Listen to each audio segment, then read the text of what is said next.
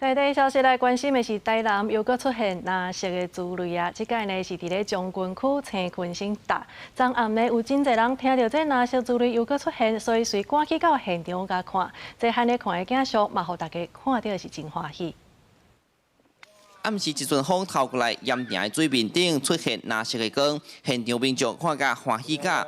这是台南市将军区青群星的线形盐埕的头前，好远看到真出名的装置艺术生命之树。这民众听到风声只愣两当啊，佮出现蓝色珠类，暗时赶紧拼来现场看。去的时候大概10几20个人，可是越晚越多人，这是第一次看到，就觉得还蛮特别的。而这2天，因为刚好东北季风狂吹，正好提供了绿光藻扰动的动能，所以说那个整个蓝色蓝光还蛮明显的。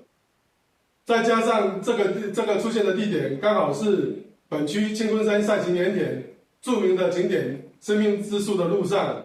所以更容易吸引民众前往驻足观赏。这个民众嘛，揸相机，把这翕落来做纪念。台南的蓝色珠类过去嘛，捌伫七股国信港灯塔海峡9北门的罗迪高出现，甚至因过嘛伫市区安平的游艇码头出现过，造成轰动。有学者表示，其实伫台南沿海加减嘛出现这款现象。那将军者教授依照马祖研究推论，那就是夜光虫的关系。夜光虫的产生呢，是因为你将水进来以后呢，它让这个藻类成长，藻类它因为食物成长以后呢，它就开始分裂，一开始分裂它会分泌一些东西出来，会让在水中的很多的结合子呢，这gamete 就所谓的这个我们讲像类似精卵的这个东西呢，就结合在一起，然后它们就繁殖出来了。